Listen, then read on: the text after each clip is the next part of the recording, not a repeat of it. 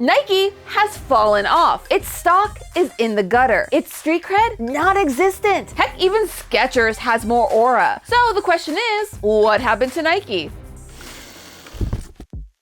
Hello Internet, welcome to Style Theory, the show that wants you to just do it! And by do it, I mean solo tap that subscribe button. Look at it, it's so lonely.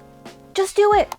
You did it! Just like Nike used to. Yeah, the old swoop isn't doing too hot these days. Don't get me wrong, technically it is still the top sporting goods company in the world, but popularity doesn't actually give you riz. When it comes to topping lists of cool kids actually want to wear these, you're seeing brands like Hoka, On Sneakers, and even Skechers start to take center stage. I mean, have you seen the Spy X Family collab? Look at that.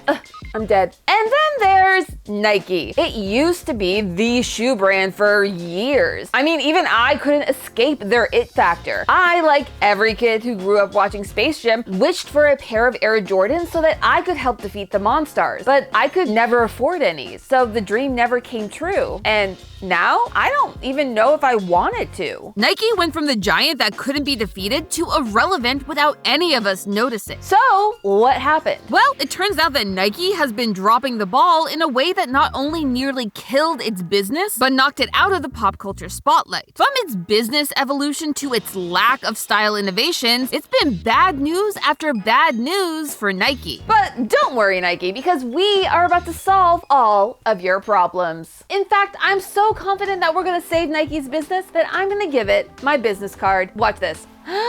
Pow! Ugh, isn't that so cool? I mean, who needs a fidget spinner when I can just pull out my Esker wallet? This can keep me entertained for hours. Oh yeah, this is my new favorite addition to my bag. It is an Esker wallet. And lucky for you, they are partnering with us today to bring you a huge discount on what is, no joke, the best wallet I have ever used. I used to be a huge wallet person, at least until I decided to downsize my bag and prioritize finding clothes with actual functioning pockets. You know me, I love my pockets. So I got a card holder instead, but it just didn't work. My cards would get stuck and I'd hurt my fingers or break a nail trying to get them out of those teeny weeny card sleeves. But no more. With a click of this button, I have easy access to all of my cards. Pow! It's like a magic trick. And if you do need a little bit more space, you can upgrade to the Wallet Pro and have extra room for your bills, business cards, or a photo of your pets. And it's compact enough to fit into a clutch or even a woman's jean pocket. I know! Crazy! Plus, as a bonus, it has RFID protection to keep your information safe. And if you're like me and constantly worry that you've misplaced your wallet or bag, you can even add a tracker card to help keep track of all of your most valuable and vulnerable items. I mean, listen, I got one for me, I got one for my mom, I got one for my partner. They are just that good. And since Extra's having a massive Father's Day sale, Dad is about to get one too. Not only are their items already up to 40% off, if you go to partner.esker.com/styletheorist and use code STYLE at checkout, you will get an extra 10% off all your extra goodies. Yes, it stacks. So click the link in the description and use code STYLE today to cash in on these sweet, sweet savings. But can we save Nike from itself and prove to me that my childhood dream of owning a pair of Air Jordans is still worth fulfilling? The first shoe to drop on Nike's reputation was, drumroll please, COVID. For years, and by years I mean most of its life, Nike operated on what's known as a business-to-business model, or B2B. B2B models work like this. Nike makes a pair of shoes. They then sell those shoes to a store like Foot Locker, Macy's, or Dick's Sporting Goods at a wholesale cost. This is typically a lower price than you, the customer, would be paying. That's so that these stores can sell those shoes to you at a higher price and keep a cut of those profits for themselves. And Nike gets access to a whole bunch of new customers for its shoes without having to pay any of those pesky overhead costs. You know, things like rent and employees. It was a win-win. Or it was until around 2017, when Nike had a thought. How can we make more money? And the answer was cutting out the middleman, aka the retail stores. And so Nike made a switch from B2B to D2C. Direct to customer, for those of you who don't speak retail jargon, is exactly what it sounds like.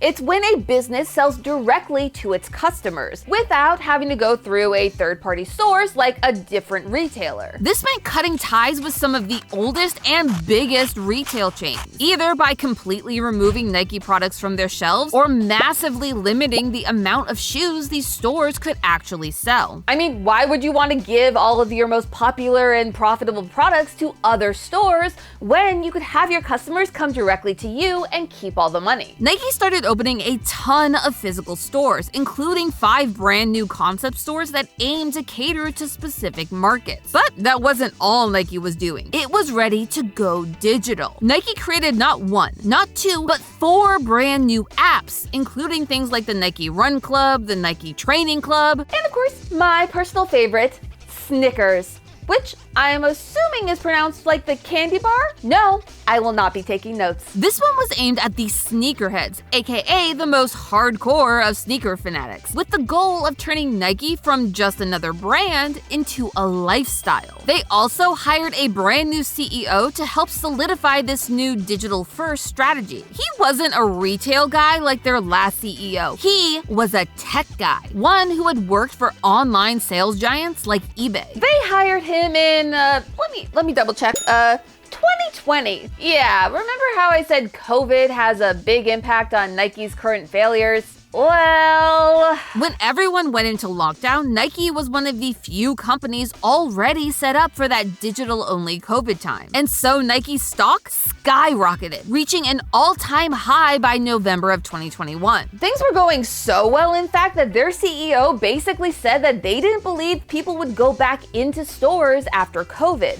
And so they were going to double down on digital-first sales. I mean, what could go wrong? It turns out a lot. Customers did return to major retailers like Dick's and Foot Locker because they wanted the convenience of having everything they needed in one place. Everything, of course, except for Nike. Why? Because when Nike just went and pulled all of its shoes from the stores, those stores didn't just leave those shelves empty. They filled them with Nike's rivals, like Adidas and new brands like Hoka and On sneakers. So instead of seeing Nike's products, they were turning to other brands and slowly forgetting that Nike even existed at all. And Nike wasn't helping itself. One of the reasons that Nike got so big was because it was making things that no other shoe brand was actually making. Nike wasn't just a brand that made shoes to look and feel cool. They pushed the technological envelope for shoes to higher and higher levels. This led to iconic shoes like the Nike Air, which used their flexible and lightweight Flyknit technology, as well as a host of other Nike breakthroughs. And of course, those Air Jordans I always wanted. In fact, Nike cared so much about creating new and interesting products that it ran a multi-million-dollar innovation center at its headquarters, whose main goal was to make cool shit. But over the past few years, Nike has once again dropped that metaphorical basketball. While the pandemic brought a lot of opportunities for Nike to sell its products to a larger audience than ever before, it also killed their creativity. Which, relatable. But despite record high profits, Nike wanted to play it safe. Instead of coming up with bold and innovative new designs, they focused instead on selling their tried and true products, ones that were historically bestsellers, like the Dunks, the Air Force Ones, and the Air Jordans. They made my dream babies basic. Jail. Straight to jail. However, instead of owning their misstep, Nike passed the blame onto something else: remote work. We hate to see it. As their CEO put it, in hindsight, it turns out it's really hard to do boldly disruptive innovation, to develop a boldly disruptive shoe on Zoom.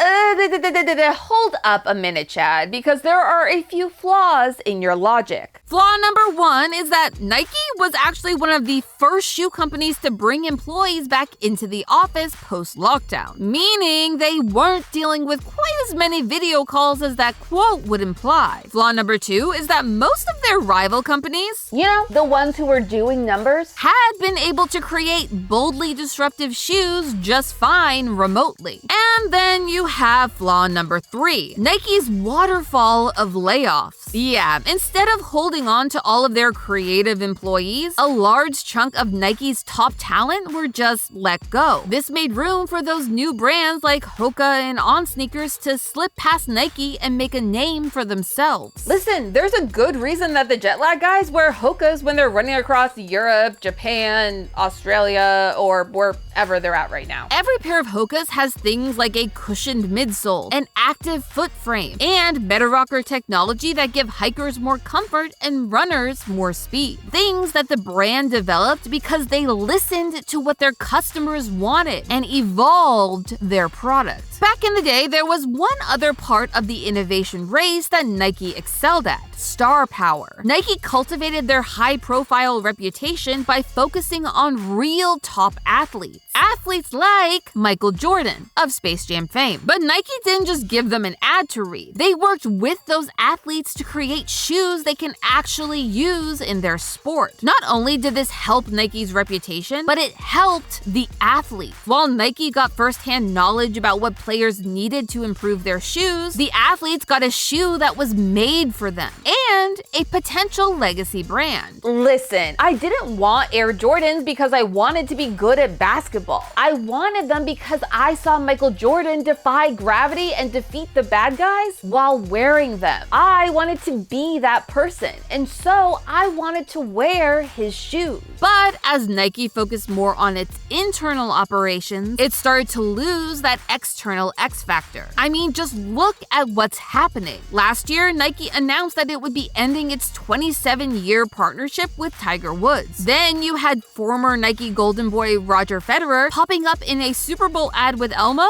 for On Sneakers. And then they also lost their female star athletes like Simone Biles and Breanna Stewart. Their stars were retiring, or worse, going over to sign with other more relevant brands. Nike has sunk its own ship. But before we call this a Titanic failure, I did say that there was one potential way for Nike to climb back to the top.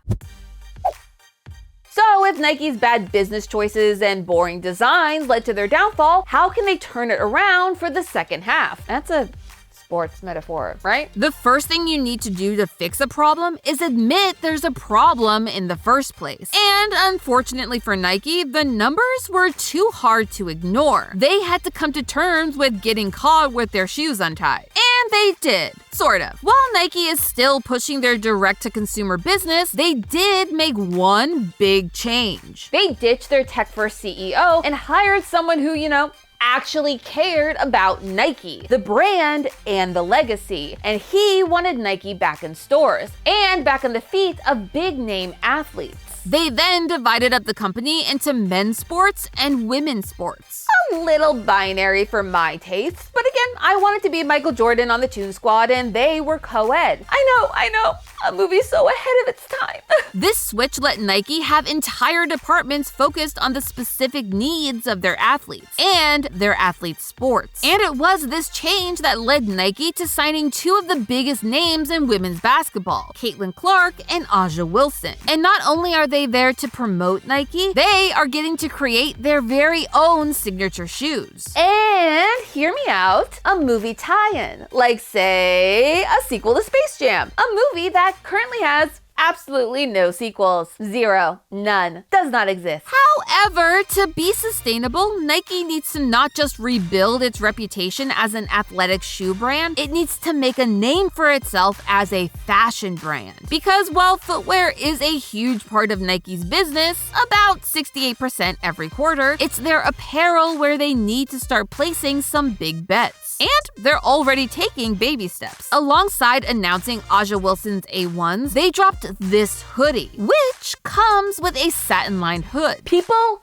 were gagged. And that's because satin is a savior to keeping your hair looking shiny and healthy, especially if you're a type 3 or type 4 bestie. But while it's great to see Nike return to its roots, that may not be enough to win back its former fanatics or create a brand new era of customers. Nike's whole problem stemmed from not being able to connect with new audiences and meet them where they're at, whether that's on the field or at home in their own closets. It's not enough anymore to rely on sneakerheads in sports for sales. What Nike needs to do is break back into pop culture mainstream. What they need is their next Space Jam, something to make the next generation connect core memories to their brand. And they just might have found it, thanks to the Super Bowl. Not only was this year's Super Bowl the most watched ever, but Kendrick Lamar's halftime show was the most watched halftime show in history. Yeah, they tried to rig the game, but you can't fake influence. Which Kendrick certainly has, because not only were men suddenly craving wide-leg jeans, that pair of Nikes that he was sporting for the performance immediately sold out. Congratulations, resellers. And to top that off, tennis legend and dancing queen Serena Williams was also sporting Nike, head to toe. Yeah, the pair of Converse Chucks she was wearing went viral. Yes, Converse is a Nike-owned brand, and these even featured a subtle swoop on the sides and one of the tongues. And Serena also wore a custom version of the Nike 24/7 top and skirt in a gorgeous blue. One